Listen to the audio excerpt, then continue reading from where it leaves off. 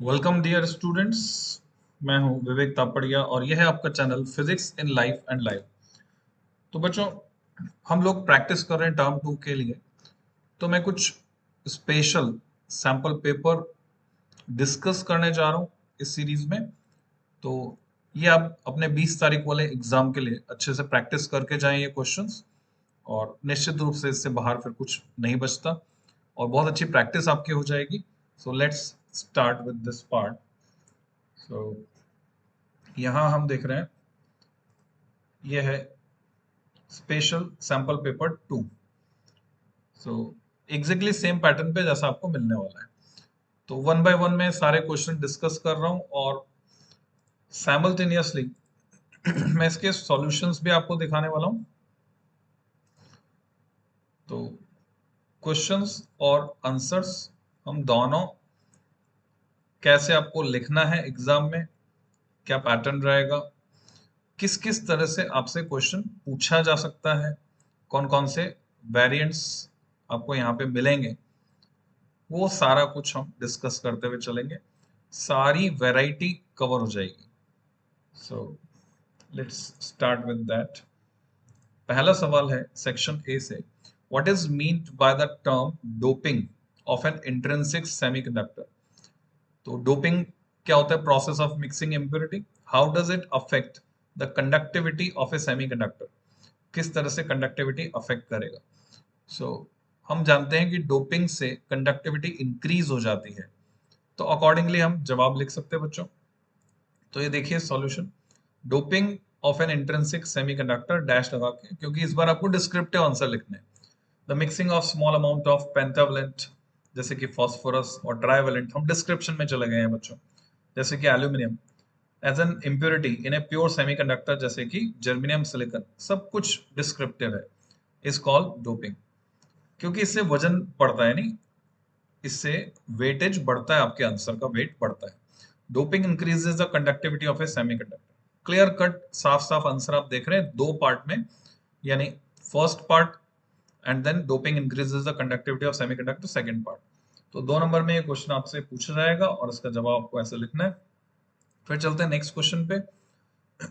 Explain how the maximum kinetic energy of electrons emitted from a metal surface varies with frequency of incident radiation।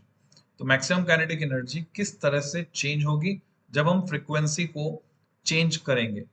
तो यहां पर ये नहीं लिखा increase या डिक्रीज, वो हमें खुद जज करना है। तो आप जानते हैं फ्रीक्वेंसी अगर बढ़ाएंगे तो मैक्सिमम काइनेटिक एनर्जी बढ़ जाएगी। अब डिस्क्रिप्टिव आंसर आपको लिखना है, क्योंकि 2 नंबर में पूछा है। According to Einstein, when a photon of incident light strikes a bound electron of metal, its energy is used in two ways। माने पूरा डिस्क्रिप्टिव हम जा रहे हैं। First part in overcoming the work function of the metal to free metallic electrons, and second part in imparting kinetic energy to this freed electron, जो electron free हुआ है। तो एच न्यू एनर्जी आई, work function के बराबर की consume हुई, बाकी एनर्जी काइनेटिक एनर्जी की फॉर्म में उसके पास रह गई। बच्चों कोई फर्क नहीं पड़ता आपने आपकी तैयारी कैसी अच्छी है बुरी, पर अगर आप बहुत ध्यान से फोकस के साथ इस बात को समझते हुए ये पेपर सॉल्व कर लेंगे तो काम बन जाएगा एग्जाम में। सो ई के 0 हो जाएगा अगर फ्रीक्वेंसी थ्रेशोल्ड के बराबर है, जीरो काइनेटिक एनर्जी लेकर निकलेगा वो इलेक्ट्रॉन। सो ये इक्वेशन हमने लिखी। So as the frequency of incident radiation nu increases, यहां से क्लियर है, न्यू को अगर बढ़ाएंगे तो ई के मैक्सिमम काइनेटिक एनर्जी भी बढ़ जाएगी। अब हम चलते हैं और वाले पार्ट पे। What is the ratio of radii of the orbits corresponding to the first excited state and ground state in a hydrogen atom? इसी तरह के क्वेश्चन आपको मिलने वाले हैं। तो रेशियो पूछा है रेडियाई। अब इसमें ऑर्डर का ध्यान रखना है आपको, फर्स्ट एक्साइटेड स्टेट और फिर ग्राउंड स्टेट। तो इसके कोरस्पॉन्डिंग इसका जवाब हम इस तरह से बनाएंगे और पार्ट का answer. The radius of the nth orbit, वो हमें पता है आर एन होता है n square upon m h square. ये एम मास है बच्चों, 4 पाई एप्सिलॉन 0। अब डिफरेंट फॉर्मेट भी यूज कर सकते हैं जिसमें बाकी चीजें कांस्टेंट है, ये फॉर्मेट भी यूज कर सकते हैं। ग्राउंड स्टेट के लिए हमें n इक्वल टू 1 लिखना है, एक्साइटेड के लिए n इक्वल टू 2 लिखना है। तो जो रेशियो हुआ वो क्या हो गया, n का स्क्वायर आने की वजह से 4 हो गया। तो आप डायरेक्ट भी लिख सकते हैं r n proportional n square, ऐसे करके इसका आंसर लिख सकते हैं। Now the question number 3, third question पे चलते हैं, सेक्शन ए का। Which of the ones between silicon and germanium, language थोड़ी सी अटपटी है पर कोई बात नहीं। Which one of silicon and germanium preferred in the manufacturing of semiconductor devices and why. Silicon और जर्मेनियम का कंपैरिजन आपसे पूछ लिया है, तो आपको आइडिया होना चाहिए सिलिकॉन का जो ऑपरेटिंग टेम्परेचर रेंज है वो 770 डिग्री सेंटीग्रेड है, जबकि जर्मेनियम के लिए 70 डिग्री सेंटीग्रेड। जर्मेनियम के अबंडेंस कम होने की वजह से कॉस्ट बहुत ज्यादा है, सिलिकॉन की अबंडेंस ज्यादा होने की वजह से कॉस्ट कम है। तो ये दो क्राइटेरिया हमारे पास रहेंगे। Silicon is preferred to germanium in the manufacturing of semiconductor devices, जितना भी मैन्युफैक्चरिंग हो रही है आईसी, इंटीग्रेटेड सर्किट, ट्रांजिस्टर, ये सब बन रहे हैं, डायोड्स वगैरह, semiconductor diode, transistor etcetera, due to following reasons. क्या क्या रीजन है? Leakage current in silicon is very small as compare to that of germanium, एक मुद्दा ये हो गया। Working temperature of silicon is more than that of germanium, बहुत ज्यादा है। Structure of germanium will be destroyed at a temperature of around 1000 degree centigrade. However, silicon can be operated up to 200 degree centigrade. बच्चों यहाँ ये misprint हो गया है ना, डिग्री उधर चले गया, तो 100 डिग्री लिखा है। एग्जैक्ट डेटा मैंने आपको ऑलरेडी दिया है, तो मैं इसमें आंसर को एडिट कर देता हूं। एक्चुअल में यहां पर जो है क्या होना चाहिए, ये डेटा होगा 70 degree centigrade.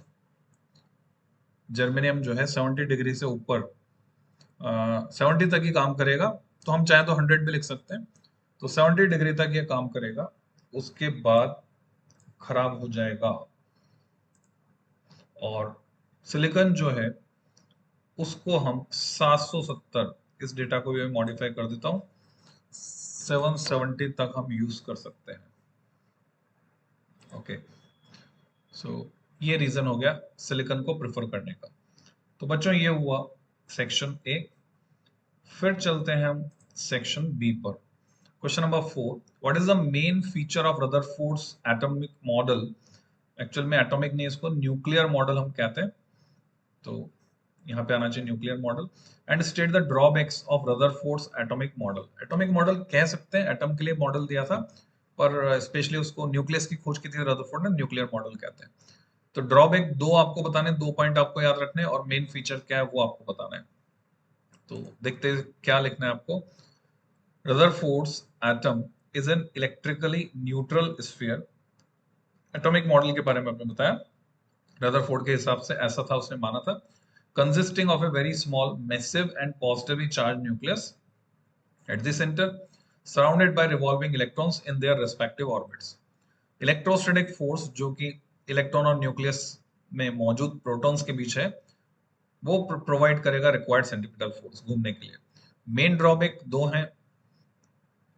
He could not explain properly the distribution of electrons around the nucleus. इसको नहीं भी लिखे तो चलेगा। मोस्ट इंपॉर्टेंट जो 2 पॉइंट है, electron revolving in circular orbit, accelerated motion वो कर रहा है, क्योंकि सर्कुलर मोशन है, सेंट्रीपिटल एक्सेलरेशन वहां होगा। और क्लासिकल फिजिक्स ये कहती है कि अगर कोई चार्ज पार्टिकल एक्सेलरेटेड मोशन कर रहा है तो एनर्जी रेडिएट करेगा। एनर्जी रेडिएट करेगा तो एनर्जी जो है इलेक्ट्रॉन की घटती जाएगी, और अल्टीमेटली वो न्यूक्लियस में जाकर गिर जाएगा। तो स्टेबल नहीं होगा एटम, पर हम जानते हैं एटम स्टेबल है। तो ये मेजर ड्रॉबैक है।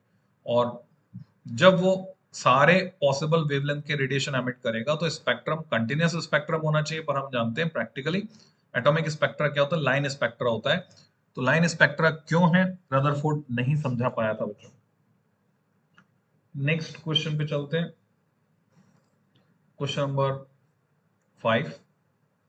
इन Young's double slit experiment using monochromatic light, जिसकी वेवलेंथ लैम्डा है, इंटेंसिटी जो हमें मिल रही है किसी पॉइंट पर स्क्रीन पर, वो यहाँ पर मिसिंग है, इस W होना चाहिए लिखा हुआ। जब पार्ट डिफरेंस, अच्छा K है, ओके। जब पार्ट डिफरेंस लैम्डा है, लैम्डा यानी फेज डिफरेंस हो गया 2 pi, lambda part difference corresponds to 2 pi phase difference. तो ये हमें समझ लेना चाहिए, ये क्लियर होना चाहिए डेटा हमको। Lambda corresponds to 2 pi phase difference, तो ये K यूनिट है। What is the intensity of light, कितनी होगी at a point where the part difference is lambda by 3। Lambda by 3 का मतलब बच्चों सीधे सीधे 2 पाई बाय 3, यानी कितने डिग्री का एंगल हो गया, 120 डिग्री का एंगल हो गया। तो अगर आपको फॉर्मूला याद है अच्छे से तो ये क्वेश्चन हुआ समझो। कौन सा फॉर्मूला? ये formula I equal to 4I0 cos square 5/2। Very important formula, अच्छे से इसको दिमाग में बैठा लो एग्जाम पॉइंट ऑफ व्यू से। When the part difference is lambda, the phase difference is 2 pi. I equal to 4I0 cos square pi. ठीक है, वो बाय 2 से 2 कट गया तो cos पाई होता है -1, उसका स्क्वायर करेंगे तो +1, तो 4I0 जो कि k के बराबर है। और जब पार्ट डिफरेंस है λ/3 तो फेज डिफरेंस हो गया 2π/3, जैसे मैंने आपको बताया। तो अब हम सिंपली यहाँ पे cos स्क्वायर 2π/6 यानी cos 120 का स्क्वायर करेंगे तो 120 होता है cos 120 माइनस हाफ, स्क्वायर करेंगे तो प्लस हाफ आ जाएगा। तो k/4 आंसर आ गया हमारे पास। अच्छा सवाल है, इस तरह का क्वेश्चन आप एक्सपेक्ट कर सकते हैं।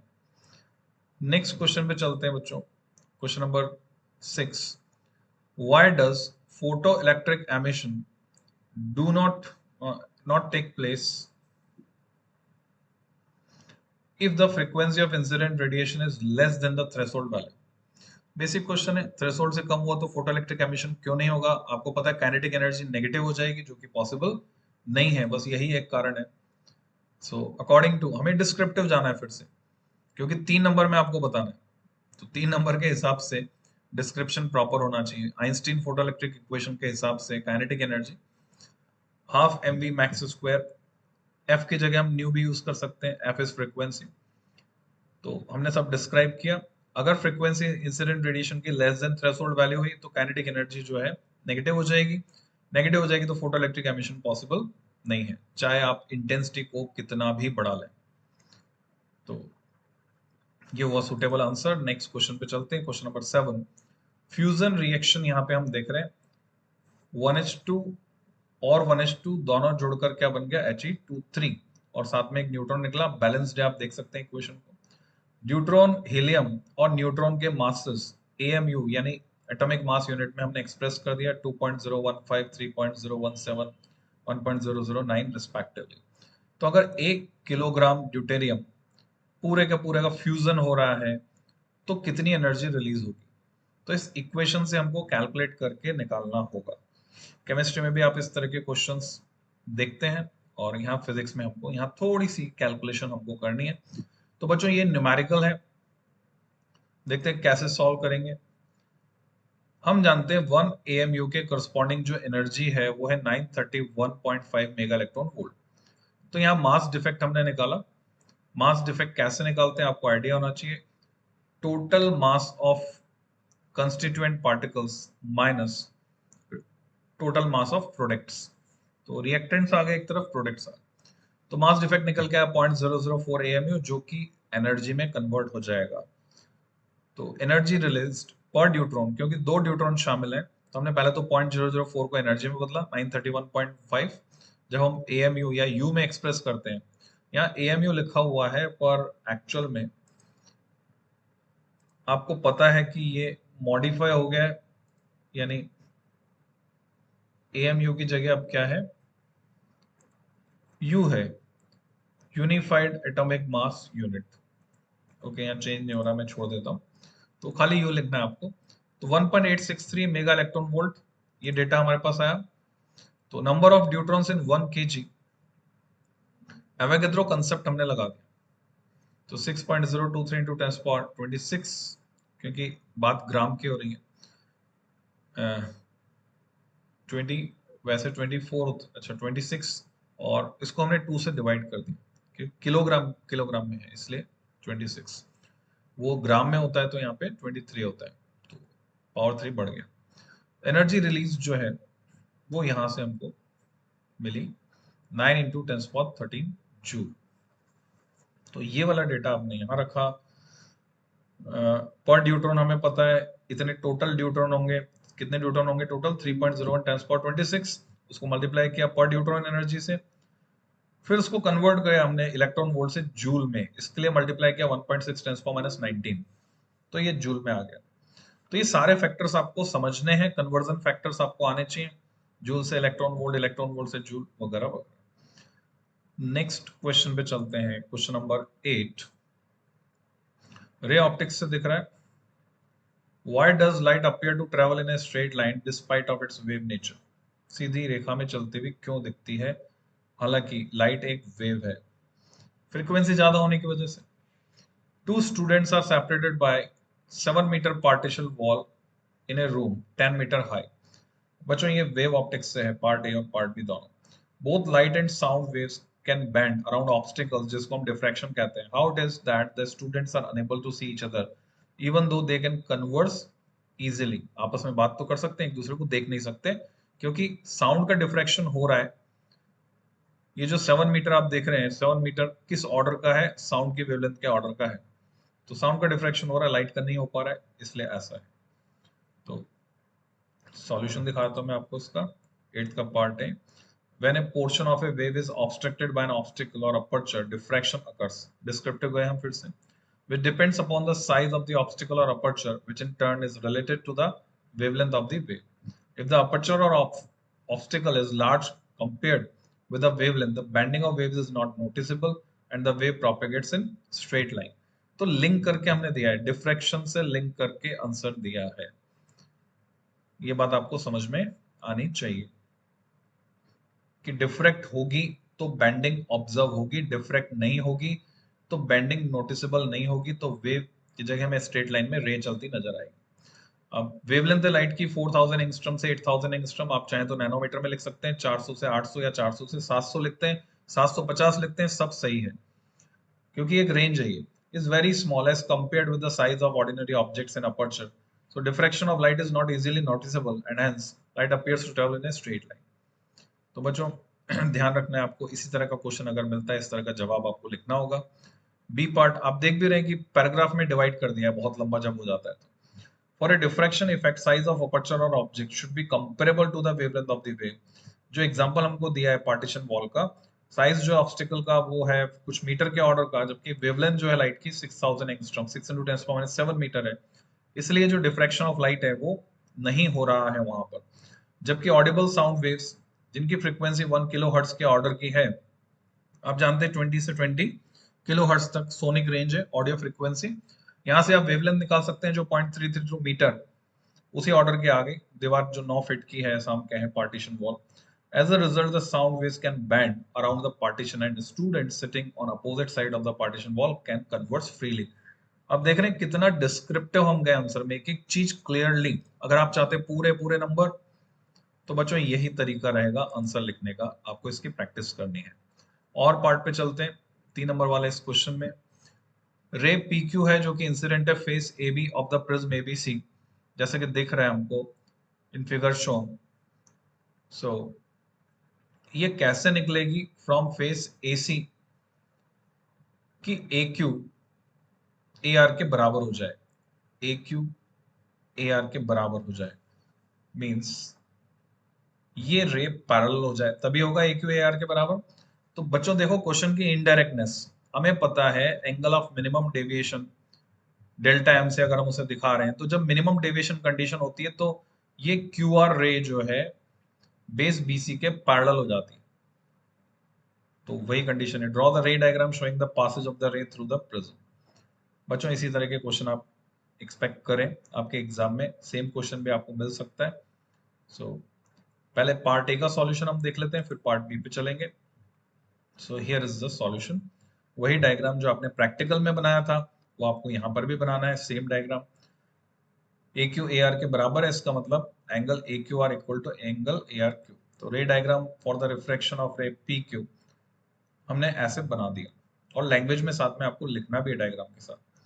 As the ray PQ after refraction from surface AB emerges from face AC at point R of the prism, it implies that the refracted ray QR travels parallel to the base of the prism.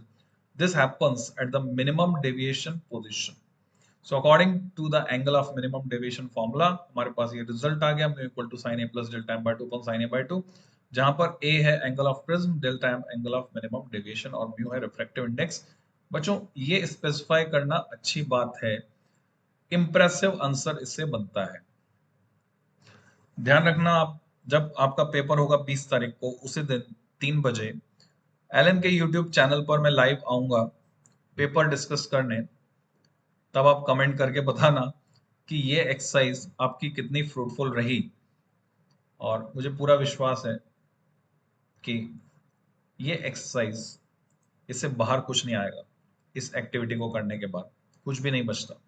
B part, if the angle of the prism is 60 degree, ठीक है, prism का जो angle है वो 60 degree है, आप समझ गए। इक्विलेटरल ट्रायंगुलर प्रिज्म हो सकता है, रिफ्रैक्टिव इंडेक्स, बाकी अभी खाली एक ही बात की है इन्होंने, 60 डिग्री। रिफ्रैक्टिव इंडेक्स जो है मटेरियल का वो √3 है। तो हमें value of angle of incidence, angle of deviation, ये दो चीजें पता करनी है बच्चों। तो प्रिज्म फॉर्मूला आप जानते हैं, प्रिज्म फॉर्मूले का इस्तेमाल इस क्वेश्चन को सॉल्व करने में होगा। कैसे, देखिए, सबसे पहले न्यूमेरिकल सॉल्व करते वक्त आपको लिखना है given angle A 60 degree and is √3। अब हमने लिखा प्रिज्म फॉर्मूला, म्यू से भी दिखा सकते हैं, एन से भी दिखा सकते हैं, पर अगर क्वेश्चन में म्यू दिया है तो आपको म्यू से ही दिखाना है, क्वेश्चन में एन दिया है तो एन से ही दिखाना है। हमें क्वेश्चन की लैंग्वेज को फॉलो करना है। तो हमने यहाँ √3 रखा, डेल्टा एम इज अननोन, यहां से हमें डेल्टा एम पता चल गया 60 डिग्री। सिंपल सी कैलकुलेशन है। साइन इनवर्स √3/2 आप जानते हैं, क्योंकि साइन 60 डिग्री होता है √3/2। और इधर आ गया हमारे पास, ओके, साइन इनवर्स √3/2, यहाँ हमने लिखा है 120 डिग्री। क्यों लिखा है 120 degree? Sine 30 is half, sine 45 is 1/√2 and sine 60 भी तो लिख सकते थे, साइन 60 साइन 120 दोनों ही √3/2 है। सो यहाँ समझना है आपको, क्योंकि एंगल 60 डिग्री से बड़ा है, प्लस डेल्टा एम आ रहा है, तो अकॉर्डिंगली यहाँ होना चाहिए। Thus, the angle of minimum deviation equal to 60 degree. 60 degree मिल गया। At the minimum deviation position I निकाल लेंगे। मिनिमम डेविएशन की कंडीशन में आई होता है a+Δm/2। इंटरनल डिटेल है बच्चों, थोड़ा स्टडी किया तो आपको याद होगा। आई की जगह हम लिखते हैं a+Δm/2, तभी ये फॉर्मूला आता है sin i/sin r से। तो अब a की वैल्यू हमें पता है, डेल्टा एम की वैल्यू हमें पता है, तो आई निकल गया यहाँ से 60 डिग्री। तो मजेदार बात है, सब कुछ 60 डिग्री। तो बहुत ही अच्छा सवाल एग्जाम में पूछे जाने के लिए। नेक्स्ट क्वेश्चन पे चलते हैं, question number 9। Energy levels of an atom in an element are shown in following diagram. इस डायग्राम में आप देख रहे हैं, which one of the level transition will result in the emission of photons of wavelength. Particular wavelength आपको दे दी है 620 nanometre and support your answer with mathematical calculation. ये सारे लेवल के डिफरेंस से अगर थोड़ा सा भी आपको आइडिया हो, 400 से 700 नैनोमीटर, 700 के कोरस्पॉन्डिंग, जब इलेक्ट्रॉनिक डिवाइसेस में हम पढ़ते हैं तो 700 के कोरस्पॉन्डिंग रेड कलर के कोरस्पॉन्डिंग 1.8 इलेक्ट्रॉन वोल्ट। तो आप समझ जाओगे यहाँ पे कि ये जो आंसर है 1.8 के आसपास डिफरेंस कहीं आना चाहिए। तो वो ये बन रहा है डिफरेंस डी वाला। सो चेक करते हैं, एग्जैक्ट कैलकुलेशन से ही आंसर देखना होगा हमको। ओके, तो मेरा गैस सही रहा, transition D will result in emission of photons of wavelength 620। तो ये क्रॉस चेक भी हो जाता है बच्चों से। एनर्जी ऑफ फोटोन जिसकी वेवलेंथ लैम्डा है, ई हो गया SC/लैम्डा, लैम्डा 620 नैनोमीटर है, और SC/लैम्डा से हमने वैल्यू रखी, कैलकुलेट किया, जूल में आंसर आएगा। अब जूल को जब आपको इलेक्ट्रॉन वोल्ट में बदलना है, तो आप देख रहे हैं यहाँ पे आपने डिवाइड कर दिया ना इलेक्ट्रॉन वोल्ट में बदलने के लिए 1.6 × 10⁻19 से, तो जवाब आया 2 इलेक्ट्रॉन वोल्ट। तो ट्रांजिशन डी, यानी ये कैलकुलेशन आसान रहेगी आपके लिए। जनरली न्यूमेरिकल में कैलकुलेशन आसान आती है, बस एक न्यूमेरिकल ऐसा आएगा जिसमें आपको ज्यादा कैलकुलेट करना होगा, बाकी न्यूमेरिकल ऐसे होंगे जिसमें डायरेक्ट होगी। क्वेश्चन नंबर 10 पे चलते हैं। एक कॉन्वेक्स लेंस जिसकी फोकल लेंथ 20 सेंटीमीटर है, उसको हमने को एक्सियली रखा है, को एक्सियल यानी एक्सिस मिलाकर एक कॉन्वेक्स मिरर के साथ। तो इमेजिन करो, डायग्राम भी साथ के साथ बना लो, क्वेश्चन आसान हो जाएगा सॉल्व करना। रेडियस ऑफ कर्वेचर 20 सेंटीमीटर दिया है, दोनों को हमने रखा है 15 सेंटीमीटर की दूरी पर, पॉइंट ऑब्जेक्ट को रखा है 40 सेंटीमीटर दूर, किसके सामने? कॉन्वेक्स लेंस के सामने। हमें पोजीशन निकालनी है इमेज की, जो ये कॉम्बिनेशन बनाएगा draw the ray diagram showing the image formation, और रे डायग्राम बनाना है। ऐसा क्वेश्चन आपको मिलने वाला, रे डायग्राम बनाने वाला सैंपल पेपर में भी था, आपको पता है। So let's see the solution. ये कॉन्वेक्स लेंस हो गया और ये कॉन्वेक्स मिरर हो गया। डेटा सारा हमने मार्क कर दिया, ऑब्जेक्ट कहाँ रखा है, इमेज कहाँ बन रही है। अब देख रहे हैं वर्चुअल इमेज बन रही है। So for convex lens we have u equal to -40, sign convention को फॉलो करते हुए, f प्लस 20 सेंटीमीटर की फोकल लेंथ है। यहाँ से हमने v निकाला, v हमें मिलता है 40 सेंटीमीटर, तो v 40 सेंटीमीटर 15 और 25 40, 40 सेंटीमीटर हमको मिला। अब ये जो है Q1, ये वर्चुअल ऑब्जेक्ट का काम करेगी, ऐसा हम कह सकते हैं। If only the lens was present, then the image would have formed at Q1. But now this image acts as a virtual object for the convex mirror, such that OQ1 जो है वो ये डिस्टेंस 25 सेंटीमीटर इस mirror के लिए ये U के बराबर होगा 25 सेंटीमीटर, और हमें V निकालना होगा। R 20 सेंटीमीटर है, तो फोकल लेंथ हमने इसकी निकाल ली कॉन्वेक्स मिरर की, डिवाइडेड बाय 2 करके 10 सेंटीमीटर की फोकल लेंथ हो गई। और हम चाहें तो formula in terms of R भी लिख सकते हैं। सो 1/v प्लस 1/u, ये mirror formula. 1/v is 2/r, 1/f की जगह हमने लिख दिया 2/r, और वैल्यूज पुट की तो v आता है 20 सेंटीमीटर, तो फाइनल इमेज जो फॉर्म होगी वो 20 सेंटीमीटर पीछे बनेगी मिरर के, जिसको हमने दिखाया क्यू पर, और ये डॉटेड लाइन से दिखाया क्योंकि ये वर्चुअल पार्ट है पूरा का पूरा। तो आपको ध्यान रखना, रे डायग्राम में वर्चुअल पार्ट को डॉटेड लाइन से दिखाना है, फॉर्म पार्ट को फॉर्म लाइन से दिखाना, मतलब रियल पार्ट को फॉर्म लाइन से दिखाना है।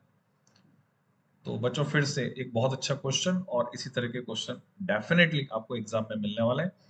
नेक्स्ट क्वेश्चन नंबर 11 पे हम चलते हैं। An astronomical telescope consist of two thin lenses, ये अजम्पशन है, thin lenses set 36 centimetre apart, 36 centimetre की दूरी पर उनको रखा है, and has a magnifying power उनकी 8 है। Calculate the focal length of the lenses. बच्चों ध्यान रखिए, जब आपको कुछ भी नहीं दिया, नियर पॉइंट या नॉर्मल एडजस्टमेंट, तो आप प्रेफर कर सकते हैं नॉर्मल एडजस्टमेंट टेलीस्कोप के लिए और नियर पॉइंट एडजस्टमेंट माइक्रोस्कोप के लिए। So let's see the solution, कैसे इसको हम करेंगे। रे डायग्राम हमने बना दिया। रे डायग्राम एक पूछा है क्या क्वेश्चन में, ये देखते हैं। कैलकुलेट द फोकल लेंथ नहीं पूछा है। रे डायग्राम ऑप्शनल है, नहीं बनाएंगे तो भी नंबर मिलेंगे। अब FO अपॉन FE यानी एक्स्ट्रा इंपैक्ट डालने के लिए बनाया रे डायग्राम। टाइम हो तो आप बना दें, नहीं तो बनाने की जरूरत नहीं है। FO प्लस FE L के बराबर होता है, magnifying power FO upon FE होती है। दो इक्वेशन हमें मिल गए FO और FE में, तो आंसर हम निकाल सकते हैं। FO भी मिल जाएगा जो कि ज्यादा होगा FE से, तो FO 32, FE 4 सेंटीमीटर। इसके बी पार्ट पे चलते हैं। जायंट रिफ्रैक्टिंग टेलीस्कोप, ये भी टेलीस्कोप पर बेस्ड है, ऑब्जर्वेटरी में, तो निश्चित रूप से मिरर वाला होगा। Has an objective lens, mirror वाला नहीं है, लेंस वाला ही है। Focal length 15 centimetre. If an eyepiece of focal length 1 centimetre is used, what is the angular magnification? तो सीधे सीधे 15/1, 15x हो गया। If this telescope is used to view the moon, what is the diameter of image of the moon? बच्चों ये NCERT का ही question है, एक्सरसाइज का question. Diameter of moon 3.48 10⁶ metre है, और रेडियस ऑफ लूनर ऑर्बिट इतना है। Angle equal to arc upon radius, इस फॉर्मूले का इस्तेमाल आपको करना होगा। इसकी अच्छे से प्रैक्टिस करके जाएं, एग्जाम में पहले भी पूछा गया है ये सवाल, आसान है, आसानी से आप कर सकते हैं। एंगुलर मैग्निफिकेशन आ गया 1500, क्योंकि ये 0.01, क्यों है 0.01? फिर से देखिए यूनिट्स को, 15 सेंटीमीटर एंड 1 सेंटीमीटर, तो कुछ डेटा मिसप्रिंट है। 15 सेंटीमीटर और 1 सेंटीमीटर, तो ये 1 मिलीमीटर होना चाहिए। ठीक है, तो मैं इसको मॉडिफाई कर देता हूं। Data is incorrect here, 1 millimetre.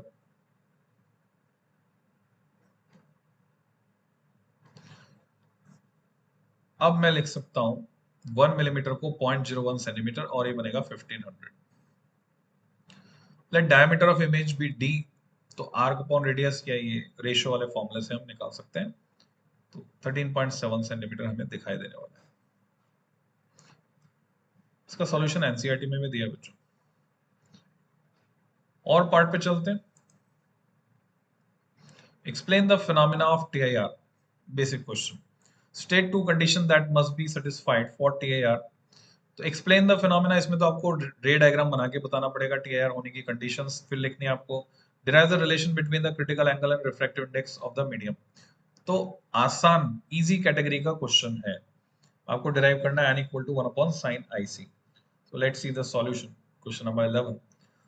It is the phenomena of the reflection of light rays back to the denser medium when they are incident on the boundary of a denser medium and rare medium at an angle of incidence greater than the critical angle. अब देखो यहाँ diagram नहीं बनाया, पर मैं suggest करूंगा you have to make diagram here. So you must make diagram here. तो मैं यहाँ पे कमेंट डाल रहा हूँ, make diagram, जैसा कि एनसीईआरटी में है, तो बिल्कुल वैसा डायग्राम आपको बनाना चाहिए। कंडीशंस लिख देंगे, लाइट रे जाएगी डेंसर टू रेयर, तभी TIR होगा।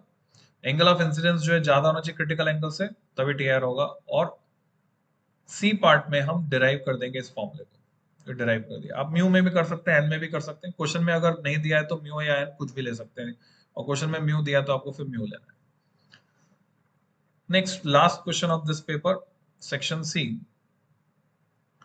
अगर इस पैराग्राफ को आप पढ़ना चाहते हैं तो पढ़ें, नहीं तो ना पढ़ें। अच्छा, डायग्राम कौन सा बनना था पिछले सवाल में? देखो क्वेश्चन पेपर में आपको हिंट दे दिया, यही वाला डायग्राम आपको बनाना था। तो ऐसा भी हो सकता है किसी एक क्वेश्चन में दूसरे सवाल का जवाब छुपा होता है।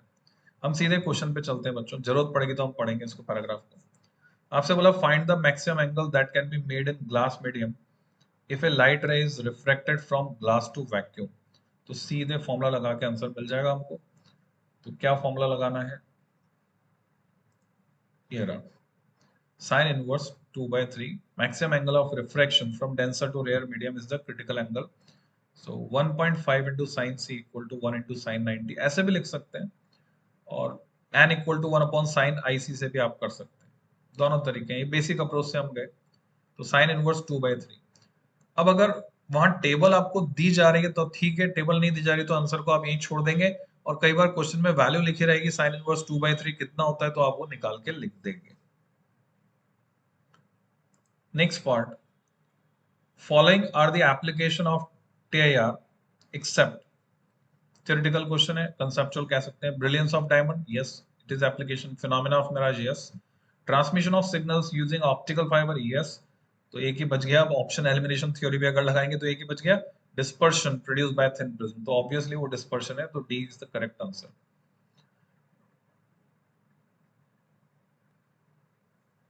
Which of the following is the necessary condition for the phenomena of TIR? So light must incident on the interface from a denser medium, ठीक है। Necessary condition, angle of incidence must be greater than, सही है। Angle of incidence such that the angle of refraction is 90 degree, सही है।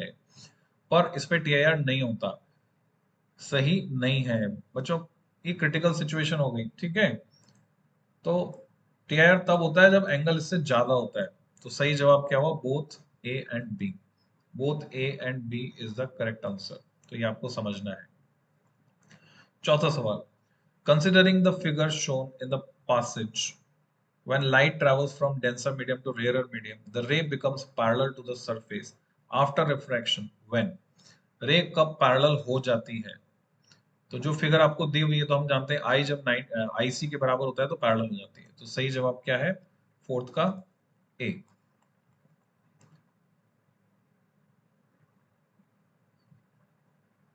Fourth का सही जवाब है ए। Now, the fifth question, last question of this paper. Considering the figure shown in the passage, when light travels from denser to rarer medium, the maximum deviation of the rays achieved at, deviation कब maximum होगा? कब रे maximum deviate होगी? जब TIR हो जाएगा तब वो डेविएशन मैक्सिमम होगा। डायग्राम को आप देख सकते हैं, डेविएशन कहते किसको है?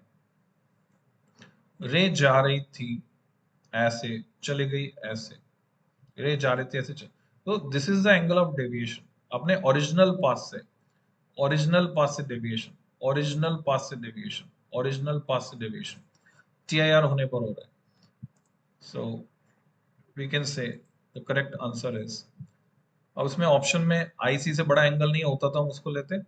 The figure shows that deviation of light travelling from denser medium to rare medium, as the angle of incidence increases, deviation would increase and it reaches its maximum at I equal to IC. और अगर सोच के देखिए एक और situation, जब angle IC से भी बड़ा है तब क्या होगा, जैसे कि यहां पर, तो अगर मैं ड्रॉ करता हूं, रे इस पाथ पर जा रही थी, इधर नीचे चली गई, so deviation is this much, here deviation is this much. तो कहां ज्यादा है आप देख पा रहे हैं। तो अगर ये ऑप्शन में है I ग्रेटर देन IC, तो आप उसे आंसर बनाएंगे। तो बच्चों इट इज सफिशिएंट, फिर हम आगे डिस्कस करेंगे। Keep tune, next paper next time, till than happy learning.